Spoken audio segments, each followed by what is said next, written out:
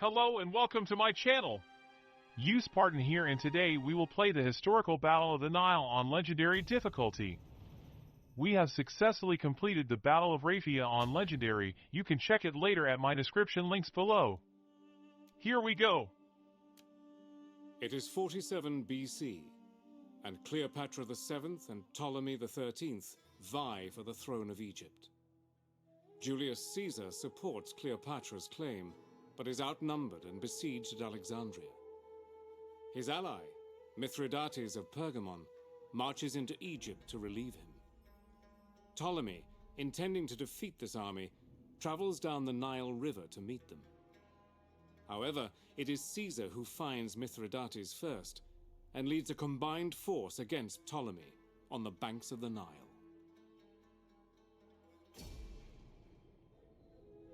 Okay, in this Battle of Rome Total War there are some differences with the actual historical battle that occurred. We will briefly analyze the actual historical battle for those who want to learn some interesting details. If you want to skip it, no problem, then go to 4 and 54 of the video.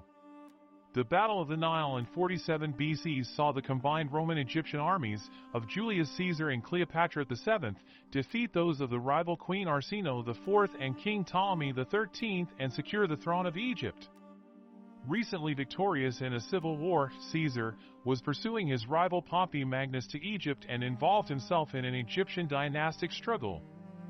After Ptolemy IV's death, he left the kingdom to his son and daughter, Ptolemy, age 10, and Cleopatra, age 17.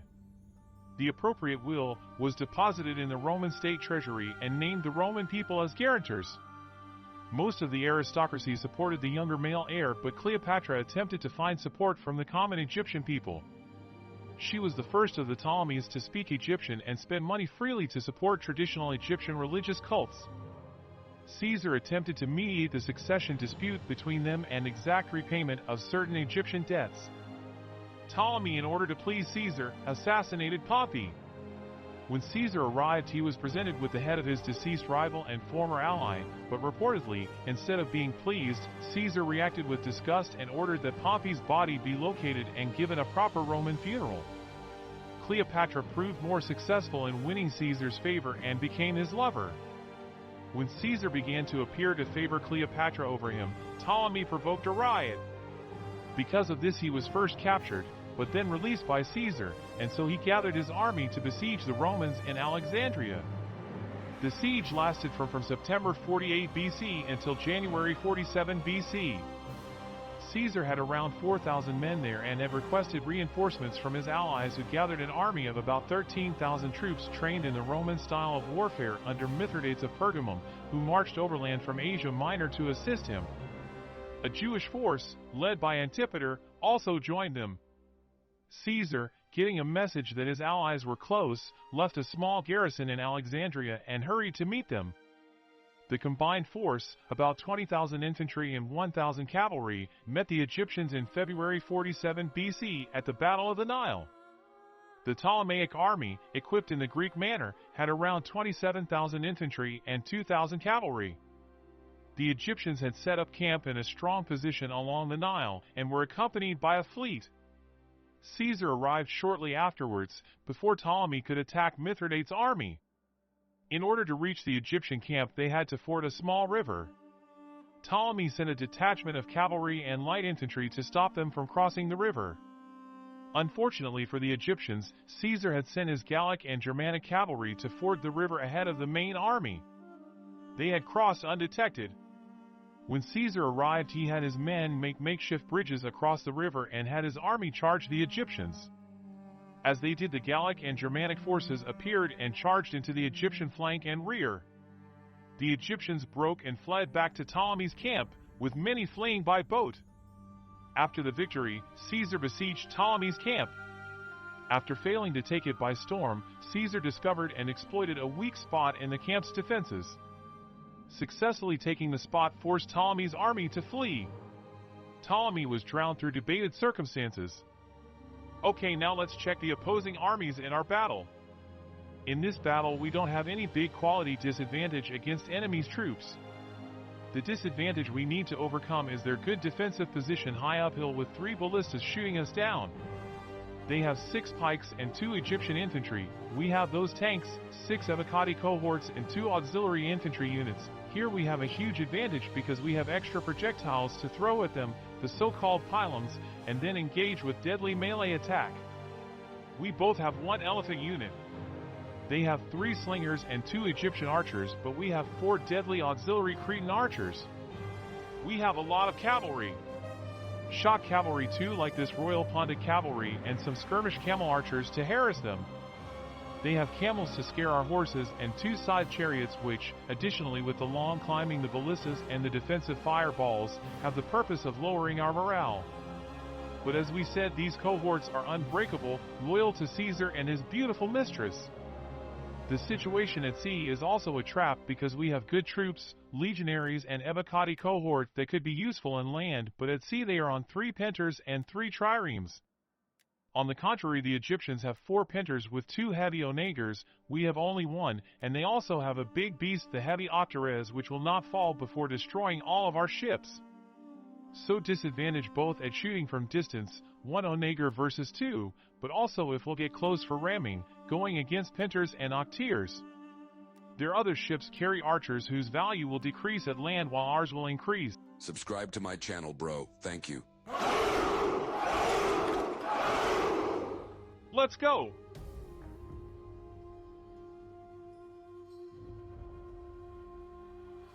Julius Caesar has joined forces with his allies and is marching on Ptolemy's army. Ptolemy's position is fortified by nature. His hilltop camp is guarded by the Nile to the east, steep terrain to the south, and surrounded by marshes. Caesar must find a way to overcome Ptolemy's superior position and put an end to the Alexandrine war. General, the Egyptians line up against us on the high ground. We must find a way to drive them off. I will send those 3 there because it will take us some time.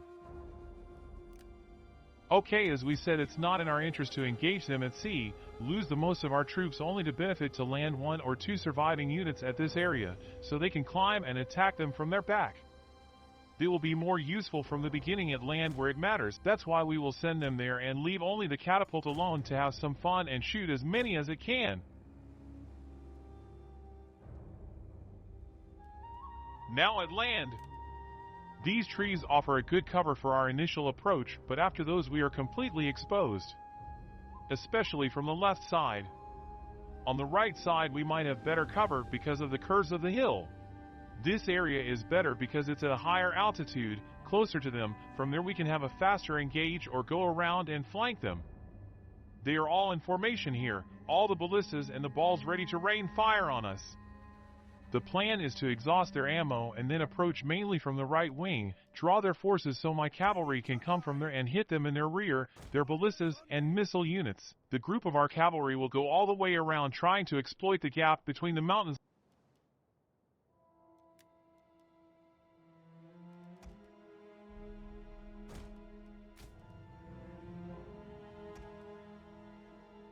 Let's just move them inland so we can play a little bit with our only catapult, as long as it lasts.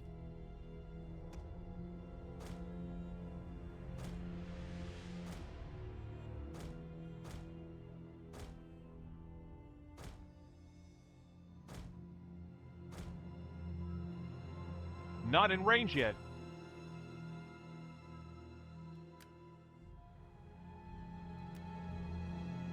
I want to start firing at them while moving backwards.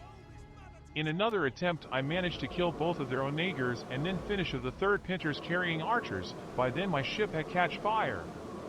The other 2 had disembarked. That attempt was messy on land, so was disqualified.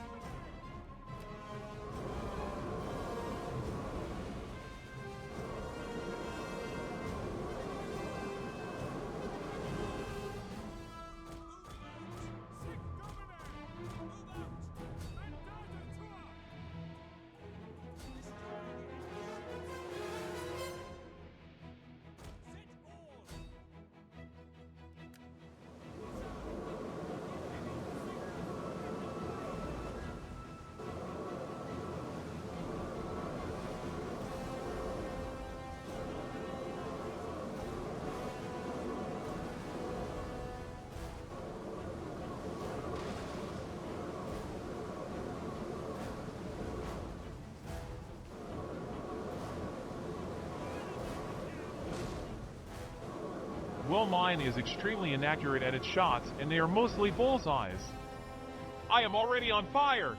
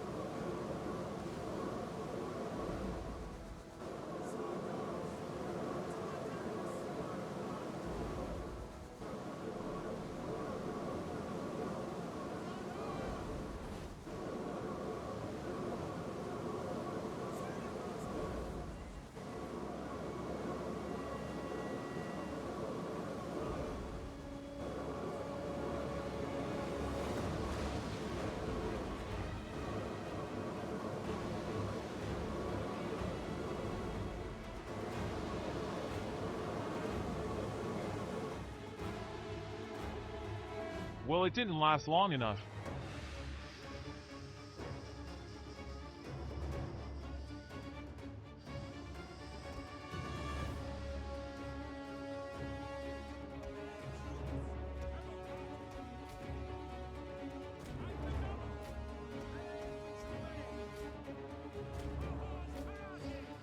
From all these units, the least useful is these Velites.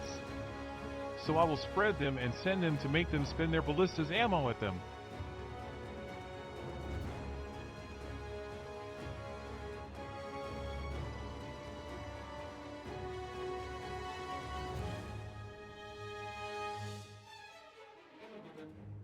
I see that they are coming to disembark in front of their army. I can send cavalry to finish them off, but they have full ballistas there.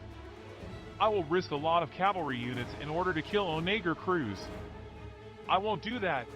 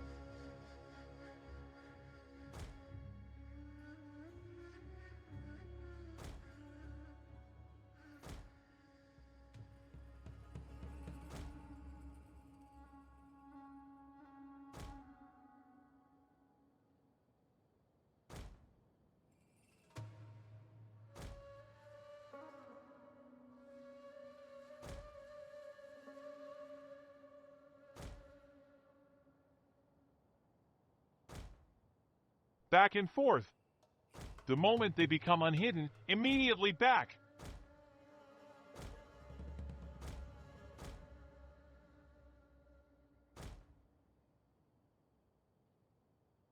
Their projectiles are sniping extremely accurately, especially on legendary.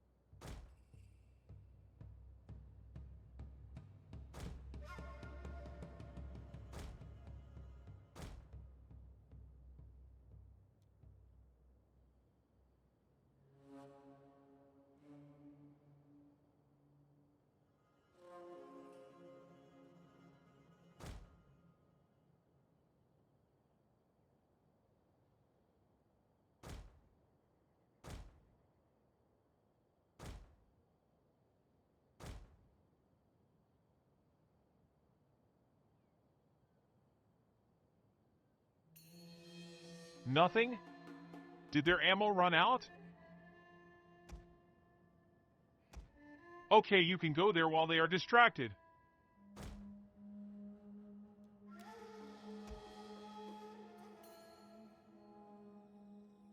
Well, they have some more.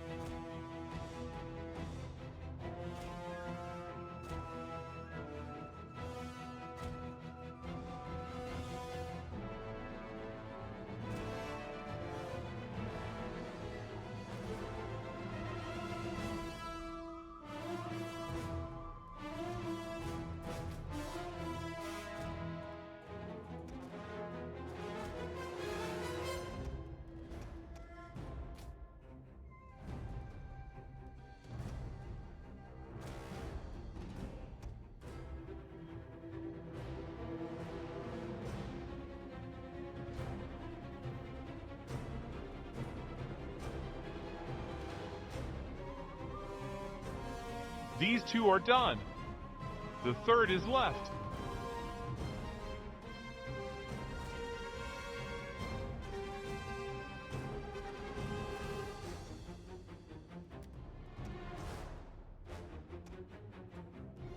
Now I need you to go and stay there hidden and ready. No need for running, I don't want you exhausted when time comes.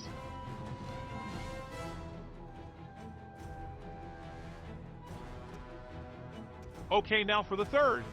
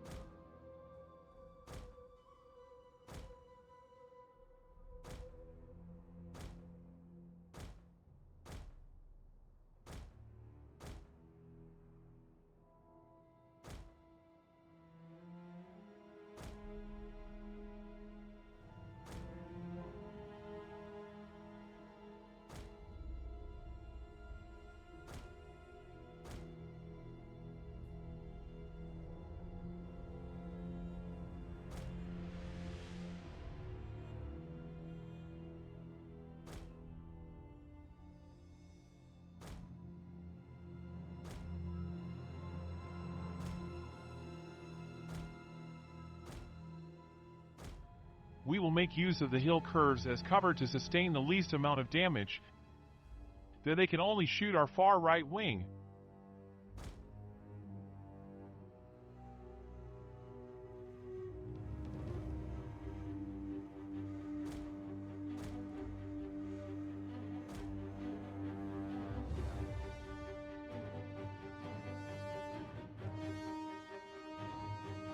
All done! Okay, come back, you did quite well. We will form a line and try not engage yet. First, we will throw every single pylon at them. On the right forest, I will send the camel skirmishers and the Galatian spears. If they chase my skirmishers, they will meet my spears.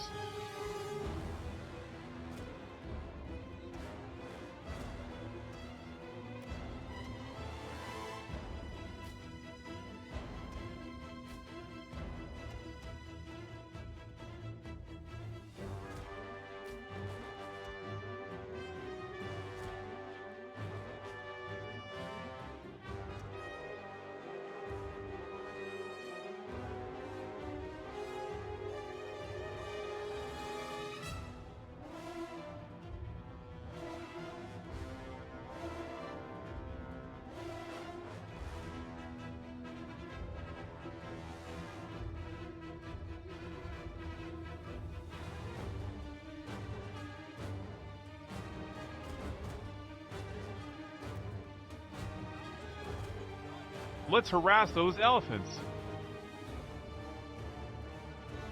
I will try to provoke them on the right so they come and leave that left back corner undefended. That will be the signal to bring my other cavalry.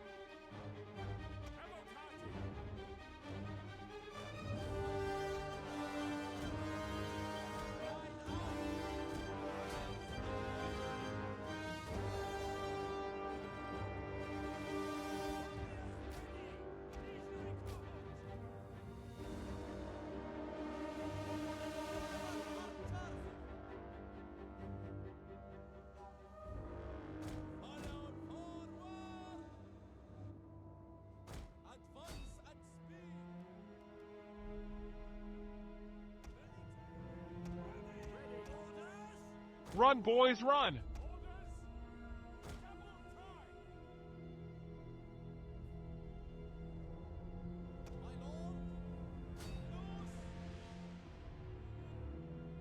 No, I don't want those slingers in their front. I want them behind their infantry so I can kill them with horses.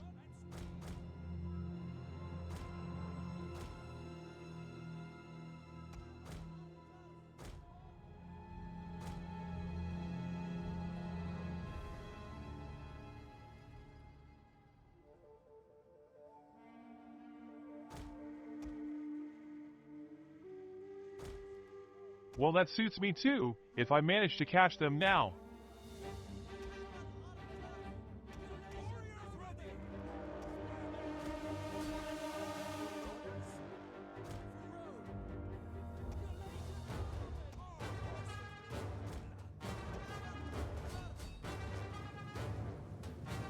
Shoot at those elephants, boys!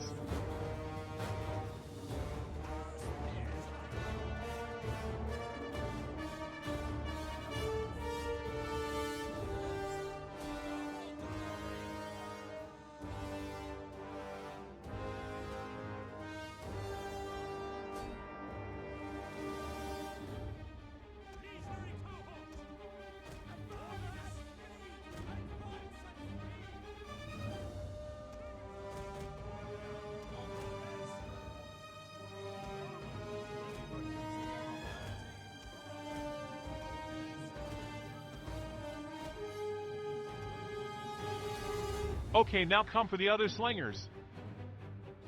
Get closer.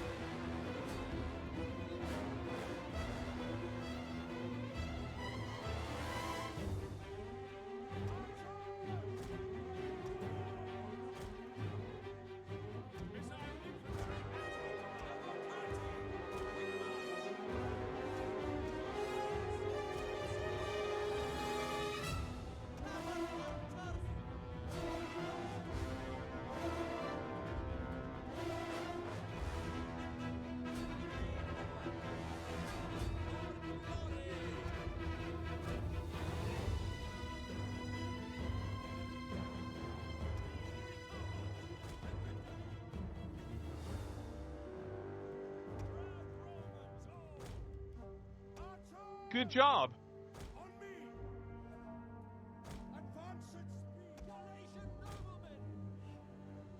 Now take down those chariots.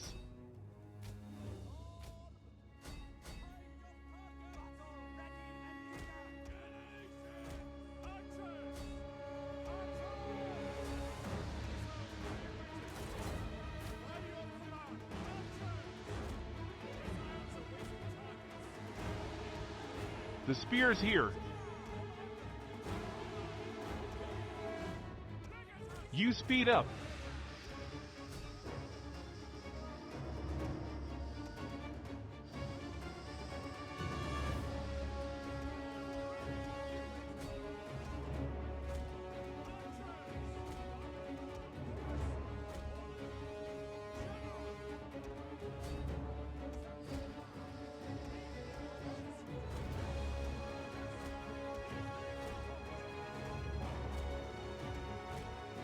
Take their general out. Dishearten him. Okay, reposition and flank them.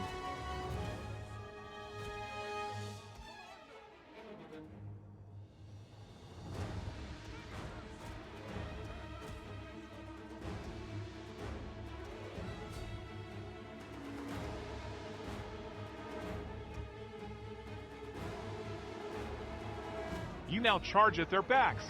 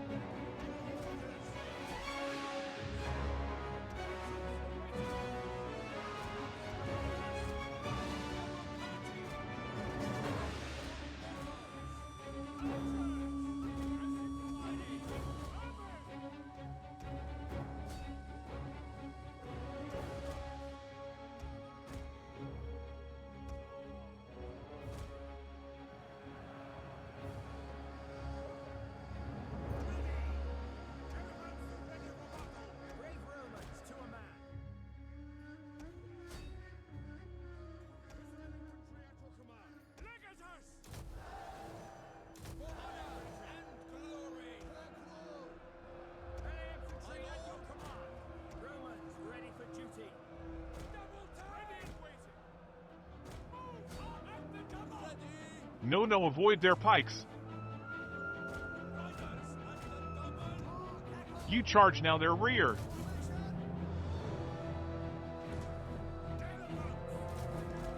Just a tiny turn and trample them.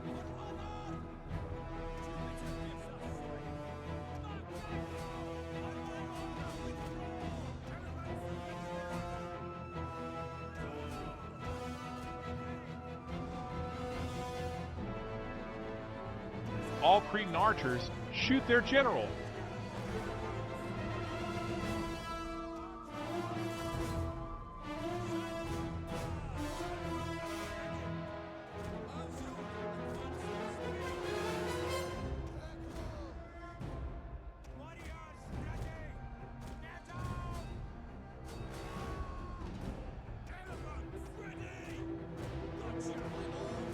Again.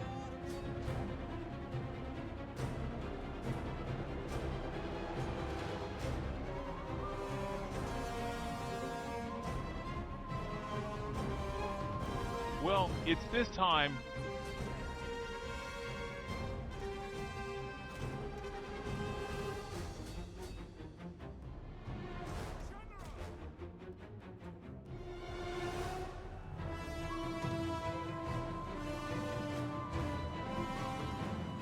Commander, Ptolemy's army has been put to the sword, and word has it that he himself has met his end at the bottom of the Nile. A great day. Well done, boys.